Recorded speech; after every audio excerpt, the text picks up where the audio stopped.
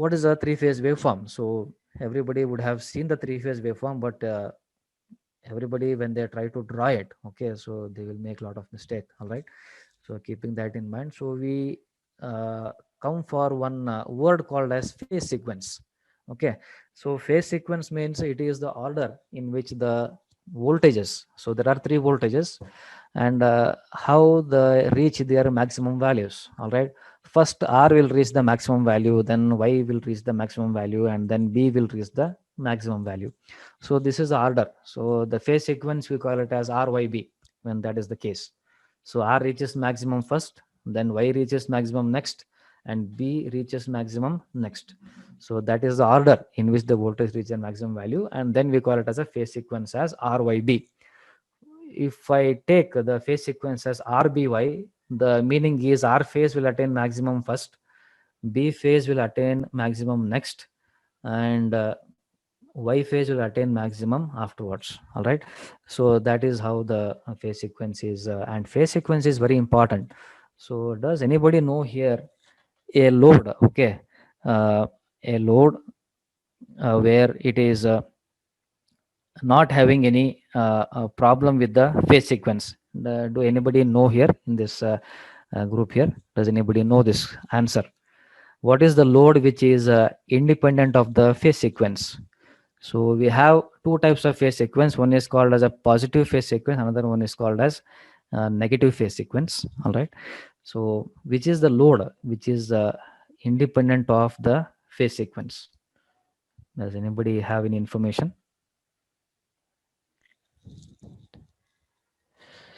Yes. Yes. Anybody has any information regarding this?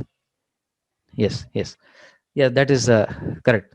Okay, so resistor, and so three-phase industrial heater is the one which is independent of the phase sequence. So, but when I speak of the induction motor and synchronous motor, so there the phase sequence becomes important. So, for an induction motor, so if you give the positive phase sequence voltage, so it rotates in one direction, that is clockwise direction, and when you give the negative phase sequence, it rotates in the opposite direction. So induction motors and synchronous motors are depending on the phase sequence, but your industrial heater will not depend on the phase sequence. So then the voltage waveforms produced in the three-phase AC source is called as a so phasor diagram. So phasor diagram is the one where we'll represent so graphically, all right, regarding the voltages. All right. So how to draw a three-phase waveform? All right. So usually, so we will draw the phase one sinusoid first. Phase one sinusoid first here. It is a normal sine wave, and then we'll go for drawing the phase two. Phase two is a sinusoid 120 degrees after phase one. So you can see here this is 120 degree from here to here. So we make it as 120 degrees. So you can start from here and draw one more waveform. And then phase three sinusoid is 240 degree after phase one. From here up to here it will become 240 degrees. From here you can draw another waveform here. So that will be easier for you to draw the three-phase AC waveform. All right. So most of you will be in a confusion from where to start. All right. So you'll have this kind. And then coming to the phasor diagram, very important. So in the three-phase AC system discussion, we make use of these phasor diagrams very often. All right, to understand the things. All right, properly. So the three-phase AC voltages are mathematically described like this. So we have a 0 degree here and 90 degree here, 180, and this is a minus 90. And how do we represent voltages here? So suppose we take okay, so the voltage in the phase A as the reference. So I have drawn here with the red line here. So this length of this line indicates the magnitude of the voltage here. All right, and the direction also. Okay, and then this is the EA, and then coming to the EB is lagging EA by lagging is given by an degree minus 120. So clockwise if you go the angles are negative, anti-clockwise if you start measuring it is positive. Okay, so EB, so or VB, so VB is lagging EA by 120 degrees, and EC it is lagging EA by 240 degrees, or leading EA by 120 degrees. So this is what is called as a phasor diagram basically. And then so we come to the very important system, like what is the need for studying the three phase AC system. So afterwards, if you get a job and if you enter into any power plants, or if you have joined any companies, large scale companies, all right. So definitely, so large scale companies like steel manufacturing companies or anything of that sort, so they make use of three phase AC system in more common as compared to the others here. So general understanding of a three phase system is very much necessary. All right.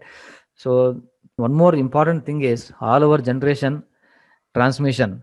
So it is done in the three phase system only. They generate, transmit, distribute, and to some extent utilize electricity in the three phase only. All right. And then so one more biggest advantage is we can get a single phase voltage, okay, from a three phase AC system. Okay, three phase AC system. And then instantaneous power is constant, not pulsating. So this is a very important what is that advantage of a three phase system as compared to the single phase system, where the instantaneous power is pulsating. Okay, so power is pulsating means it is not constant, but three phase AC system, the power is constant.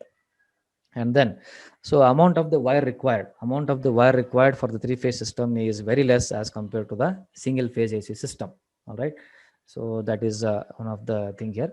So you need to have the clear cut understanding regarding the three phase AC system. And to summarize here, like what is the advantages, okay, of a three phase system over a single phase system. So the first one is the power loss in the transmission system is very much lower in the three phase system as compared to the single phase system. And then copper utilization is very superior, so in the three phase system. And we have the next advantage is the power delivered to a balanced three phase load by a balanced three phase supply is free from pulsation. So we don't have a pulsating power. So then electrical equipment, these things can be proved, okay, mathematically also. All right. And then electrical equipments which are designed so for three phase operation, they are more efficient than the single phase counterparts. So we are going to make less use of the copper. All right, 50% reduction will be there in the transmission power losses, and there will be 50% reduction in the copper utilization. All right, so that is one of the advantage of three phase AC system. All right. Then so basic structure. So if I go with the basic structure, all right, of the three phase AC system of electrical system. So electrical system. So we have like this. Basically, I want to tell here how the power comes to your home. All right.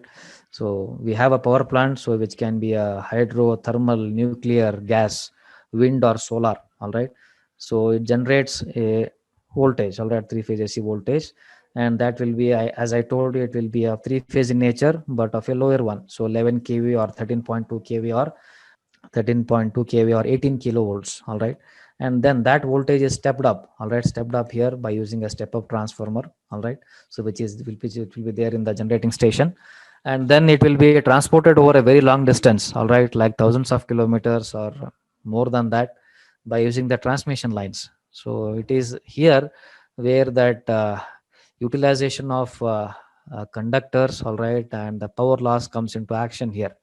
So because of three phase systems, all right, we are able to reduce the utilization of the aluminum as well as the cross section of the conductors. And if you go for higher voltages, so the bigger problem is like insulation will come in as issue here.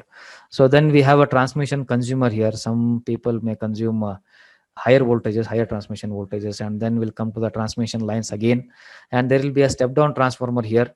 Suppose for example, I can tell you the transmission voltages as 220 kilovolts and 400 kilovolts. All right. And then coming to the 765 kilovolts, and some countries they are using 1200 kilovolts AC also. All right. So that is where, so the voltages are increased to a very high level. From that, what is the advantage here? We can pump more power from the generating station to the load center. All right. So thousands of megawatts can be transported, okay, over a long distance. All right, efficiently.